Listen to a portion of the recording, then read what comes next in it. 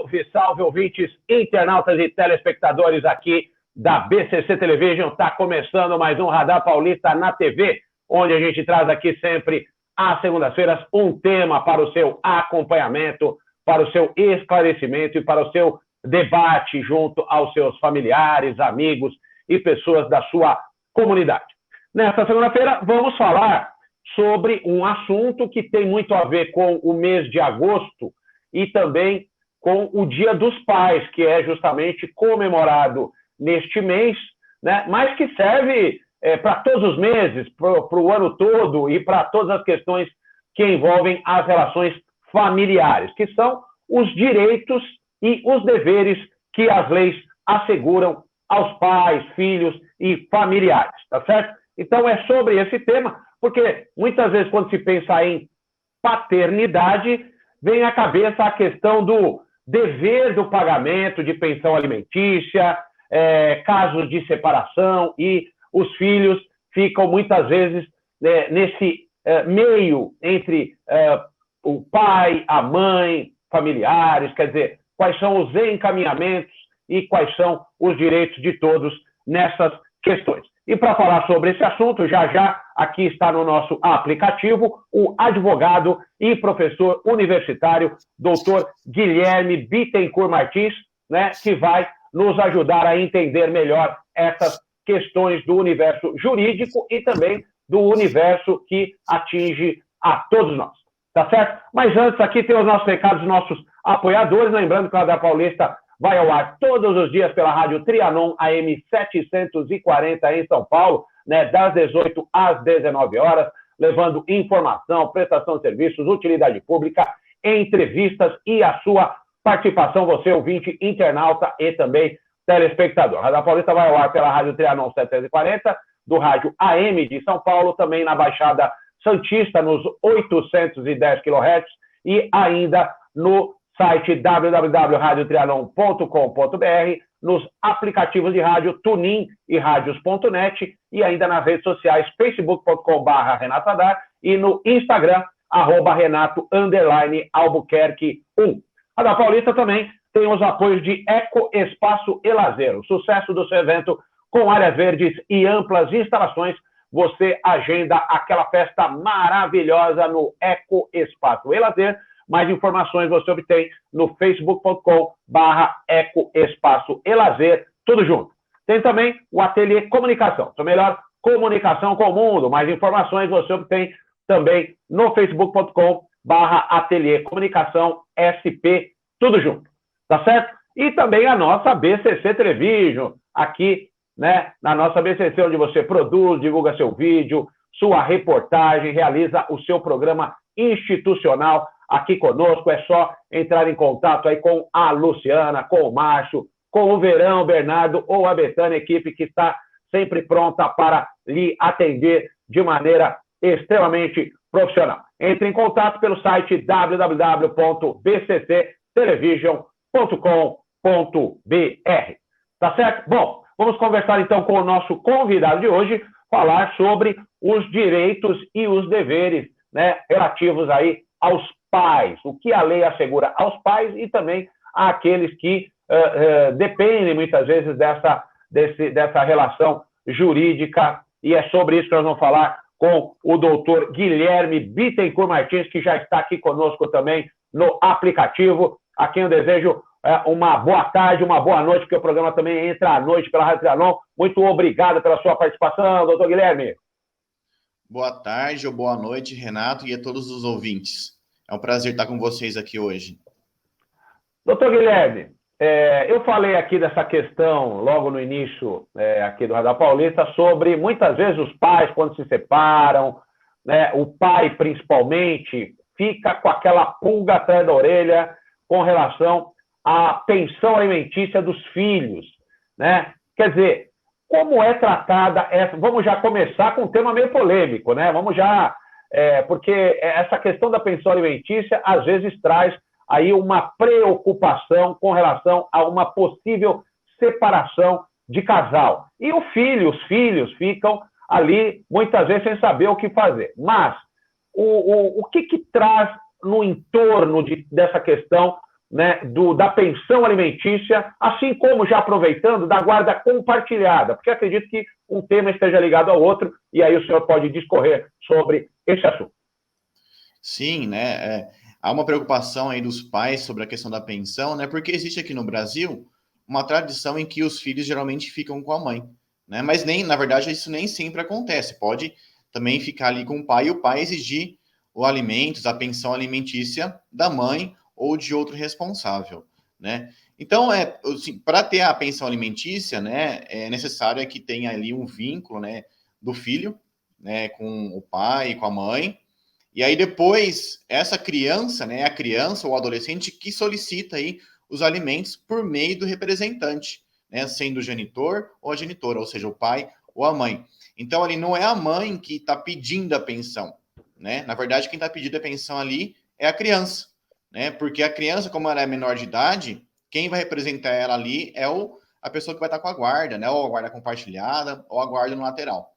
Como vai acontecer mais ou menos essa questão, né? Se existe ali um casamento que não deu certo, eventualmente, há o divórcio, né? E no divórcio é necessário, então, que faça ali por meio de um acordo, né? Ou extrajudicial, por meio do cartório extrajudicial, ou um acordo judicial, em que ele vai definir, né? O propriamente o divórcio, definir a situação dos bens e da questão da guarda e responsabilidade do filho ou da filha, né, menor de idade, né? E também as visitas, né? As visitas também são importantes nesse passo aí. Então, o que seria essa questão e responsabilidade, né, da família como um todo, especialmente aqui do pai, né? Aqui na Faculdade Anhanguera de Bauru, a gente tem o Centro Judiciário, né, de Conciliação, que é o Sejusc, né, que fica dentro da Faculdade Anhanguera, onde as pessoas possam ali gratuitamente solicitar um tipo de audiência para desenvolver um acordo. Acredito que em outras cidades aí, em São Paulo, deva ter um Sejusc, em outros lugares. Ele não é um processo judicial, né? E o Sejusc é muito importante ali porque ele consegue trabalhar uma questão de conciliação e mediação para que não haja briga, nem aquela sensação de ser processado, tá? Então, na relação familiar aí, isso é importante, porque os ânimos já estão ali, né, bem estressado, essa questão de pensão, de pagamento, divisão de bens, e o Sejusc vem com uma boa ideia aí para que haja uma conciliação, né? Se não sendo possível, aí tem que ingressar com a ação judicial para definir essas questões. Definindo essas questões, então, por meio de acordo ou por meio de decisão judicial, vai definir, então, a guarda do filho, ou se ela vai ser compartilhada ou se ela vai ser unilateral. A regra hoje, de acordo com o Código Civil, do artigo 1593, é a guarda compartilhada. Desculpa, 1583 é a guarda compartilhada, tá?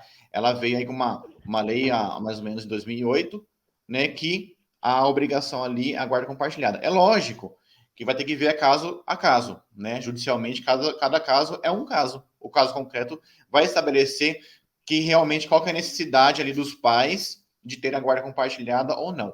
A guarda compartilhada seria o seguinte, né?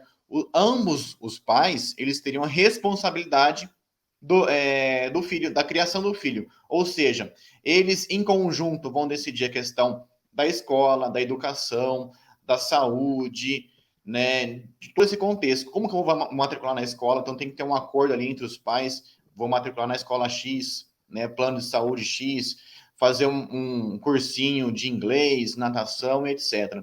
Então toda essa responsabilidade vai ser dividida entre os dois. E isso não quer dizer que o filho vai ficar uma semana com a mãe, uma semana com o pai. Não, isso já é uma outra questão. A guarda compartilhada, ela só vai prever a questão de responsabilidade mesmo, em conjunto e exercer direitos e deveres do pai e da mãe com a criança, tá? Uhum. Já a guarda unilateral, ela é diferente, né? Como o nome já fala, unilateral. Uma pessoa ficará responsável por estabelecer aí essa responsabilização do filho. Então, a guarda unilateral, ela vai trazer ali uma responsabilidade maior para quem ficar com a guarda, né, o guardião ali do menor de idade, do filho e da filha. Então, se o pai... Quem tem o direito, doutor? Quem tem o direito de pedir essa guarda unilateral? O pai também tem esse direito, a mãe tem, E aí, aproveitando, o senhor disse dos acordos que podem ser feitos, inclusive na faculdade, como o senhor disse, de forma gratuita, os pais precisam constituir advogado nesse caso ou não precisam? Eles, como um casal, indo até a faculdade, eles já conseguem obter esse serviço aí sem qualquer custo e sem necessariamente contratar um profissional.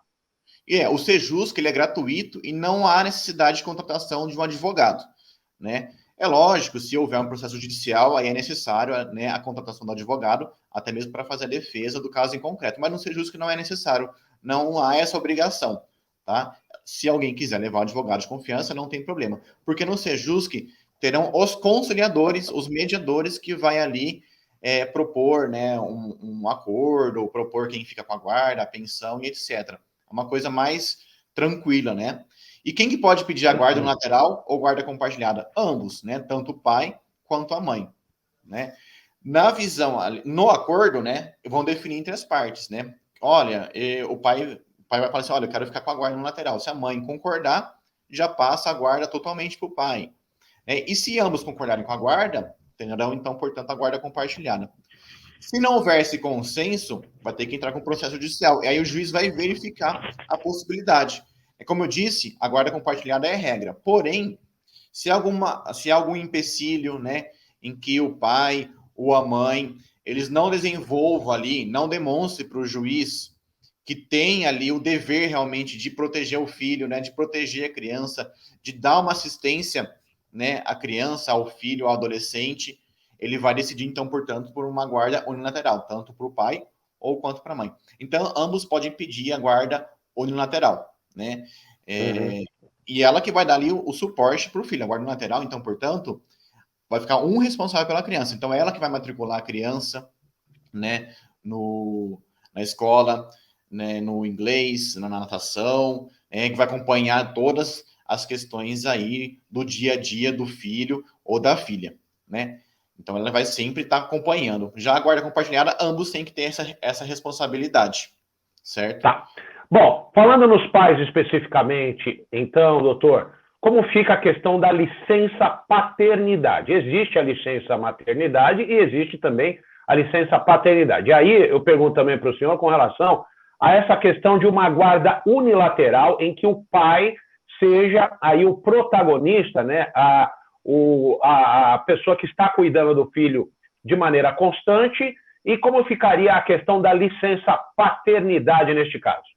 Bom, o primeiro passo, então, licença paternidade, a partir do nascimento do filho, né, o pai ali, casado, né, sem disputa judicial, ele teria 5 dias de licença remunerada lá da empresa, né? Se a empresa for cadastrada no programa de empresa cidadã, ela pode estender por mais 15 dias, ou seja, soma 5 mais 15, 20 dias ali. Então, mas vai depender de cada empresa. Em alguns servidores públicos municipais, estaduais, federais, vai depender aí da legislação própria, que tem aí uma extensão maior, né, de 15 dias, tá? Em alguns casos, né, excepcionais, né, como, por exemplo, o falecimento, né, ou abandono da mãe, ou pai adotivo solteiros, ou quando o pai adotivo for casais homoafetivos, né? Aí essa licença ela vai ser equiparada como fosse da mãe, né? A 120 ou até 80 dias, certo? Então há essa possibilidade também. Então, como o Renato falou aqui, né? Como fica a situação se a mãe está com a guarda, ela abandona o filho e a guarda acaba repassando para o pai, né, unilateralmente. Então ele acaba tendo aí uma licença aí paternidade até 180 dias. E no caso seria repassado para o pai, né, doutor? Essa Exatamente. Licença que caberia à mãe repassa para o pai. Agora, no caso da relação homoafetiva, como o senhor disse, como são dois pais, como é que fica essa questão? Já vista, vamos supor, um pai que é o pai genético e um pai que seja o pai também afetivo aí no caso.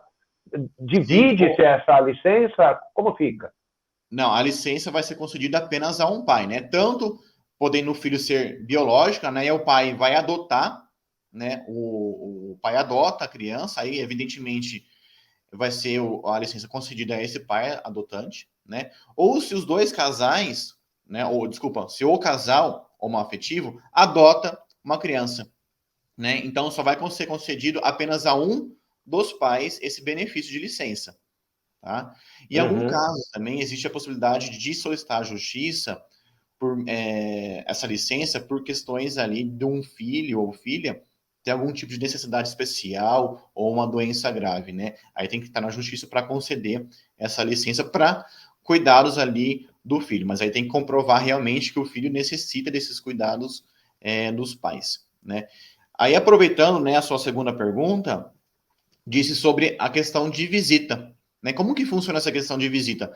O pessoal também confunde bastante, né? Essa regra de guarda compartilhada e visita, né? Como que fica? Guarda compartilhada, ele vai visitar, uma semana fica comigo, uma semana fica com a mãe, uma semana com o pai, etc. Não, não funciona assim. A guarda compartilhada, ela só viabiliza, né? Ela só tem a questão ali da responsabilidade com a criança, com o menor de idade, com o filho ou com a filha. Já as visitas vai ser estipulada por meio de acordo ou por decisão judicial, né, de quem poderá visitar aquela criança específica, né, aquele filho, em quais dias, em quais semanas, datas especiais, né, Natal, Ano Novo, aniversário, etc. Então, a guarda compartilhada ela vai definir só a questão de responsabilidade. E pode definir ali, dentro da guarda compartilhada, quem ficará com a criança no teto, na moradia, né? Vamos dar um exemplo. Nós temos ali uma guarda compartilhada de uma criança, de um filho, em que foi decidido em que a criança fica com a mãe. Então, a criança mora com a mãe e o pai tem direito de visitar esse filho, né? Acordado entre eles durante o final de semana, né? Ou final de semanas alternados, 15 dias com a mãe, 15 dias com o pai, e o pai visita durante a semana a criança, né? Há essa possibilidade também, né? Existe também, lógico, que a visita alternada, que é aquela como eu disse para vocês anteriormente, né? Alternada, então quer dizer, mora uma semana com a mãe, mora uma semana com o pai, né? Só que os psicólogos e os assistentes sociais entendem que isso é um pouco prejudicial para a criança, mas, como eu repito, né, vai depender da análise de um caso concreto, né? Como que vai ser o parecer do psicólogo, como vai ser o parecer do assistente social. Já a guarda unilateral, né? Como o nome já fala, então provavelmente a criança vai ficar com aquela pessoa que está com a guarda. E a outra pessoa, né, o pai ou a mãe, poderá visitá-la aí semanalmente, diariamente, aí vai depender da resolução entre os casais ou por determinação judicial. E, consequentemente, as visitas ali vai afetar na pensão. Tá? Por quê? Na guarda compartilhada, também o pessoal confunde bastante, acredita-se que não tenha responsabilidade de pagar pensão. Na verdade, é o seguinte, o que acontece? Quem tem a responsabilidade de manter a pessoa no teto, na moradia, né, a criança, o filho na moradia, o outro terá que pagar a pensão.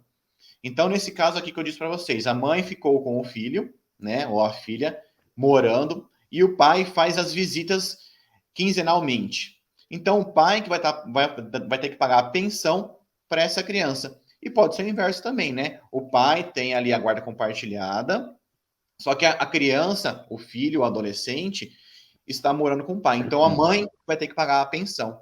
Já na guarda unilateral, como já está pré-estabelecido que a guarda é de uma pessoa só, então provavelmente a moradia vai ser daquela pessoa. Então aí o outro terá que pagar a pensão.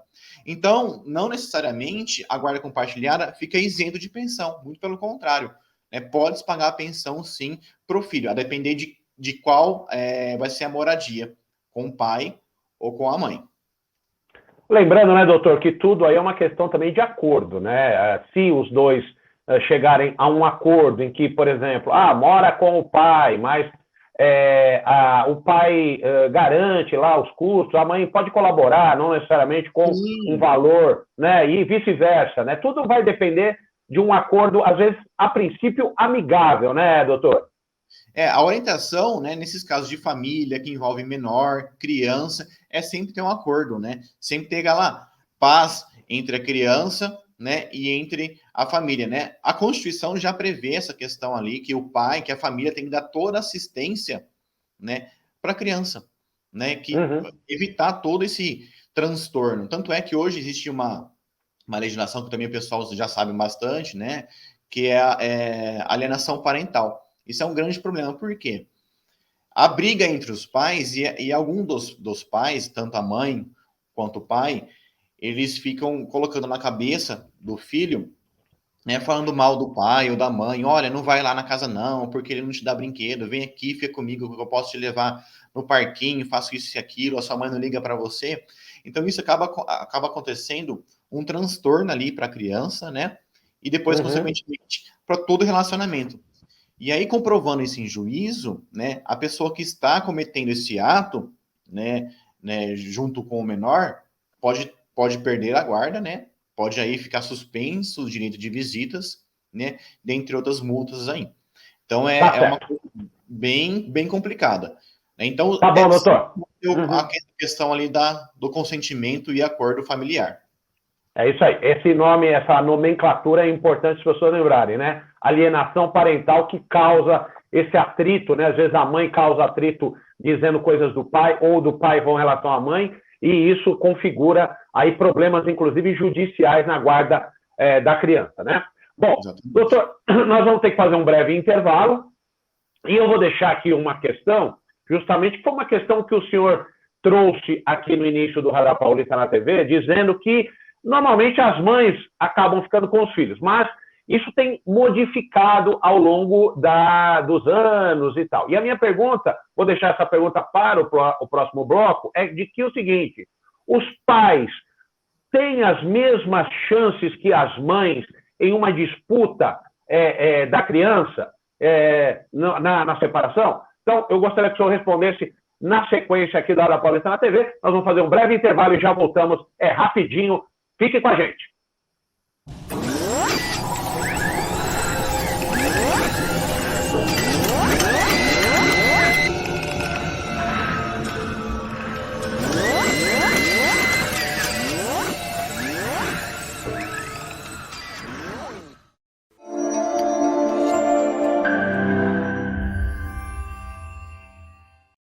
Otimize seu tempo na cozinha. O forno elétrico Lair é um eletrodoméstico prático e eficiente, ocupa pouco espaço e muito bonito. São diversos tamanhos e modelos que deixam seu assado mais uniforme e saudável, com controle de temperatura e fácil de limpar. Lair, há 78 anos fabricando fornos, fogões e churrasqueiras elétricos e a gás, com muita qualidade e beleza.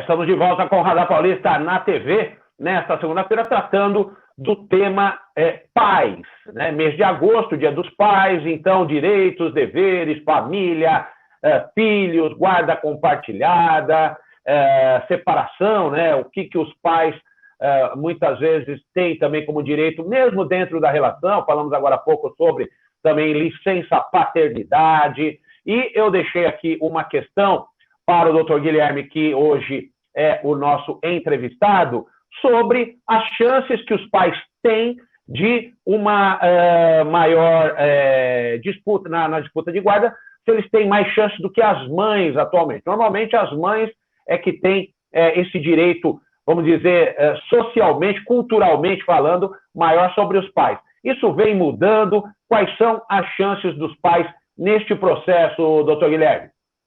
Antigamente, né, havia uma cultura nesse sentido, tá?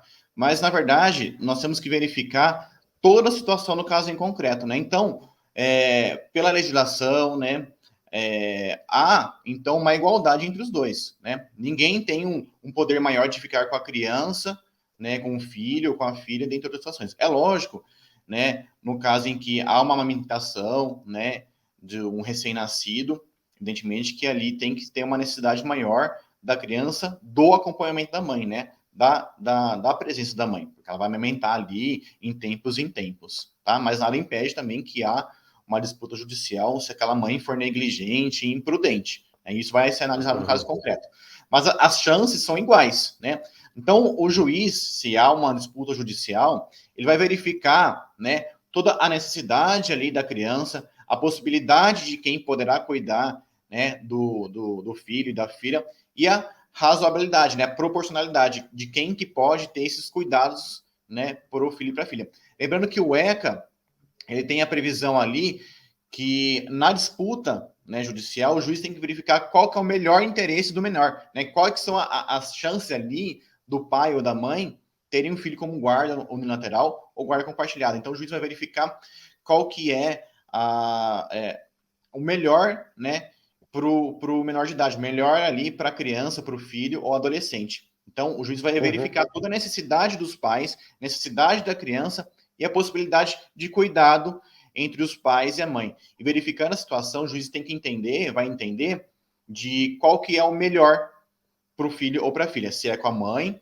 ou com o pai, ou com ambos. Mas as chances ali são iguais, isso vai depender da situação, né, que é apresentada pelo juiz, da situação como está o pai, da situação como está a mãe, né, tudo vai ser vinculado. Isso não quer dizer também que se o pai ou a mãe está desempregado, não vai ter esse benefício. Não é só essa questão. Vai ser analisado todo um contexto, né, social, psicológico ali, para depois dar esse parecer para o juiz decidir, portanto, se fica com a mãe ou com o pai. Então, o processo judicial ele é bem complexo, tá? Vai passar por uma assistência social ali do fórum, do Poder Judiciário, por uma psicóloga do Poder Judiciário também, que vai analisar toda a situação da criança e dos pais, para depois o juiz ter uma fundamentação legal ali, uma fundamentação, e decidir, né, quem fica com a guarda do filho ou da filha, sempre lembrando, né, qual que é o melhor ali para a criança.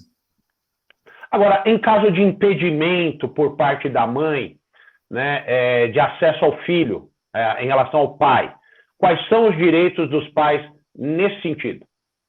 Os pais ou as mães, né? Se a mãe está com a guarda e a mãe ali proíbe do pai ver o filho ou a filha, né? Tem que entrar então em juízo, né? Requerendo as visitas, né? Requerendo as visitas. Então, como há um litígio, há uma briga, vai ter que resolver em juízo. É lógico que pode ser resolvido também ali por meio de um acordo no Sejusc, com um advogado, etc. Tá?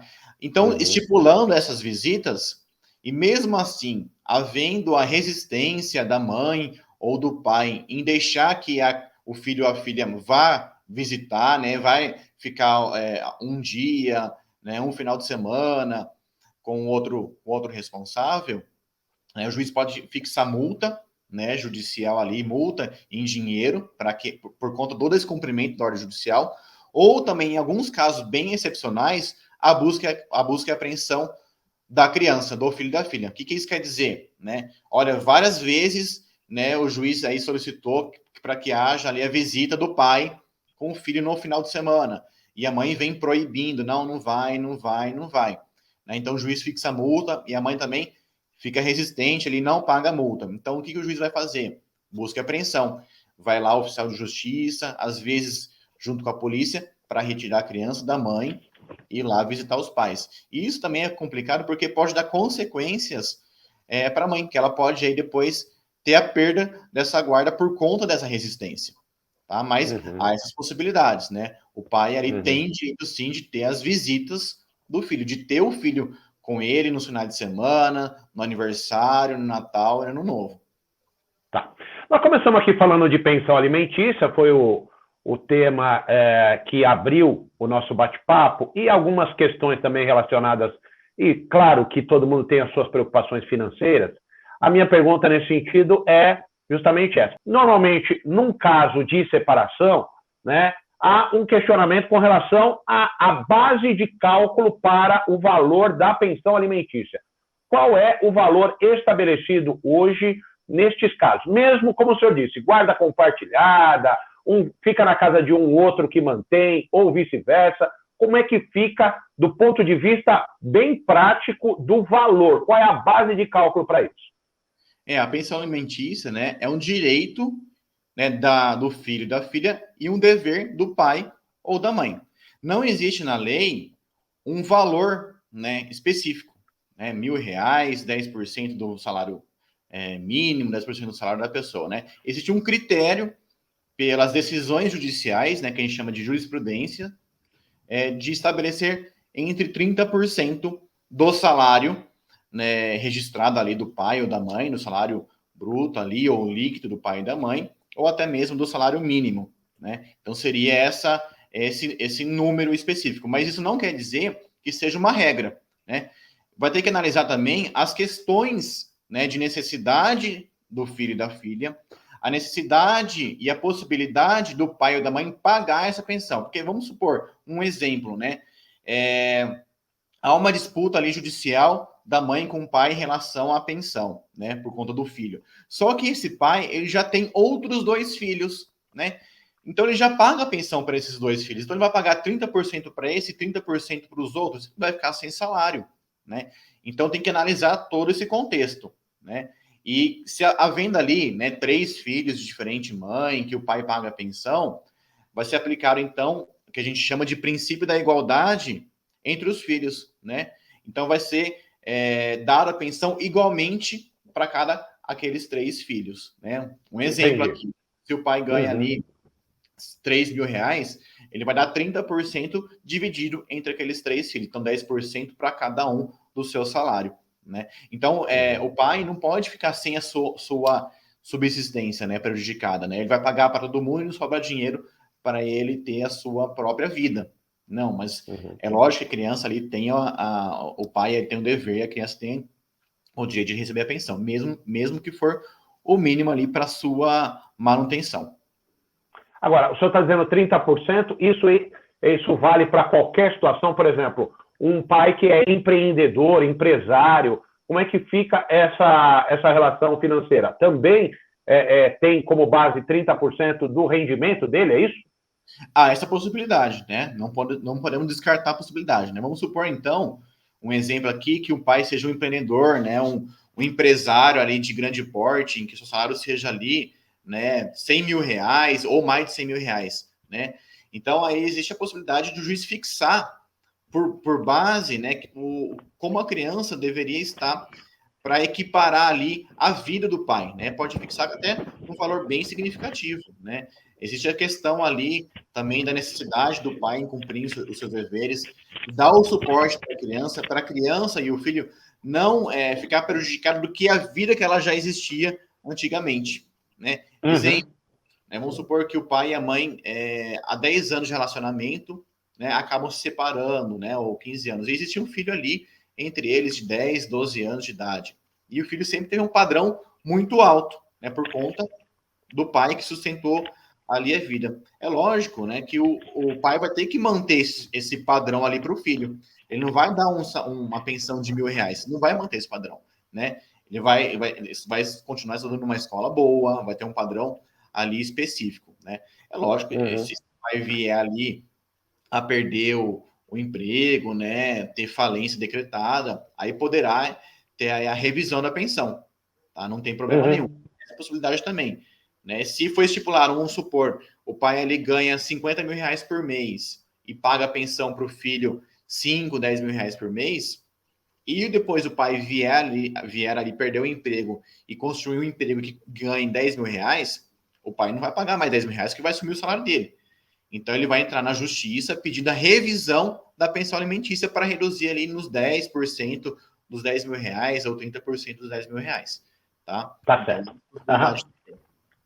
Tá. Uma outra pergunta que eu acho que hoje em dia é fundamental, né, doutor Guilherme? Muitas vezes a mãe, pode acontecer, né, de a mãe não saber a procedência da paternidade, né, do filho. E aí ela passa a conviver com um homem que não é o pai declaradamente ali daquela criança, né? Eu digo geneticamente falando, biológica, exatamente. Quer dizer, como fica a questão, o pai pode, ali no caso, que convive com essa mãe, declarar esse filho como sendo dele? Quais são os direitos nesse aspecto desse pai? E ainda na possibilidade de vir a surgir, então, o pai biológico. Como fica esse emaranhado de uma situação como essa? Esse pai, que a gente chama não biológico, né, o pai afetivo, né, e ele registrando a criança em cartório, né, ele passa a ter os deveres e direitos de qualquer outro pai. Tá? Havendo, então, depois de um surgimento de um pai biológico, né, isso vai ter que ser comprovado por meio de DNA, até mesmo por ação judicial, poderá, então, a criança, o adolescente, o filho, a filha, ter 2 registros de pais, né, sendo um pai afetivo e um pai biológico. Há também a possibilidade da retirada de um desses pais, né, mas vai ser analisado ali no processo judicial essa questão. Tá? Então, aí também é um processo judicial para acrescentar o pai biológico ou até mesmo o pai afetivo. Pode ter uma inversão. Exemplo, existe o pai biológico, né? Foi registrado ali no cartório, só que logo em seguida a mãe se separou. E a criança teve só o contato com o pai afetivo durante anos. Então, ela pode também requerer a inclusão desse pai afetivo na certidão, né? Evidentemente, por meio judicial. Há essa possibilidade também da situação inversa, como mencionado. Mas aí tudo perante um processo judicial. Tá. Dentro dessa questão toda, eu vou deixar uma última pergunta para o senhor aqui, porque a gente vai precisar encerrar, e aproveitando suas considerações finais, sua mensagem final sobre tudo isso que nós conversamos. E esse aspecto traz 2 termos muito utilizados agora nessa questão de convivência, né, entre pais e filhos, que é multiparentalidade ou pluriparentalidade. O que são esses termos? Como funciona?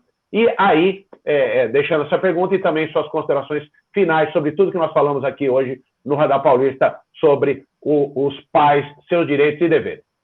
Essa nomenclatura aí é o que nós acabamos de dizer, né? São mais de um pai na certidão de registro do filho, né, e da filha. Então, seria um pai biológico e um pai afetivo ali na relação entre o filho e a filha, que querendo eles, formalizem isso em documentação.